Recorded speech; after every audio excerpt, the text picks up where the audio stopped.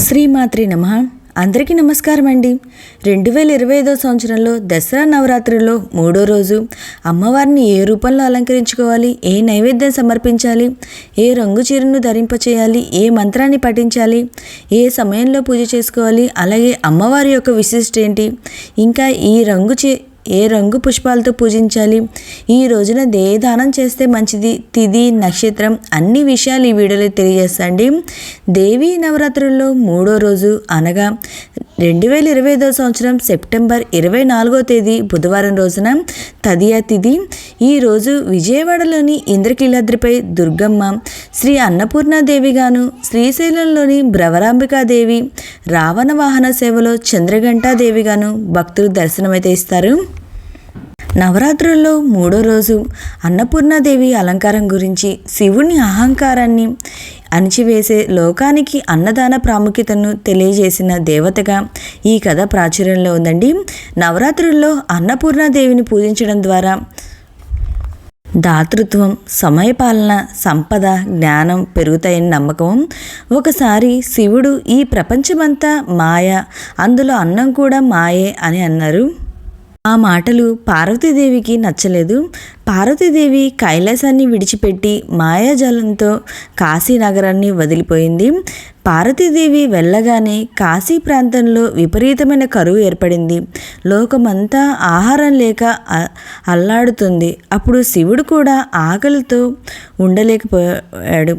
లోకానికి ఆహారాన్ని ప్రసాదించడానికి పార్వతీదేవి అన్నపూర్ణాదేవిగా అవతరించింది. ఈ మాతృస్వరూపమైన అన్నపూర్ణాదేవి శివుని కూడా భిక్ష పెట్టింది. నవరాత్రుల్లో 3వ రోజు 2025 సంవత్సరం సెప్టెంబర్ 24వ తేదీ బుధవారము. ఈరోజు తిథి వచ్చి ఆశ్వీజ శుద్ధ తదియ. తిథి ప్రారంభం వచ్చి 2025 సంవత్సరం సెప్టెంబర్ 24వ తేదీన ఉదయం 4:52 ప్రారంభమయ్యి 2025 సంవత్సరం సెప్టెంబర్ 25వ తేదీ అనగా గురువారం రోజున ఉదయం 7:06 వరకు ఈ తిథి అయితే ఉంటుంది. ఈరోజు పూజ నిర్వహించుకోవాల్సిన శుభ సమయం వచ్చి ఉదయం 4:16 నుండి 7:28 వరకు. ఈ సమయం కుదిరిన వాళ్ళు ఉదయం 9:01 నుండి 11:34 లోపు పూజనైతే ప్రారంభించుకోవచ్చు.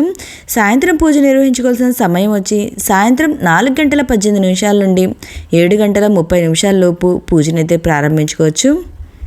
ఈరోజు అమ్మవారికి సమర్పించవలసిన నైవేద్యం వచ్చి మినపవడలు, పులిహార, దద్దోజనము. ఈరోజు అమ్మవారికి నీలిరంగు చీరనైతే ధరింపచేయాలి. సమర్పించవలసిన పుష్పాలు వచ్చి మల్లె పువ్వులు, పొగడ పువ్వులు.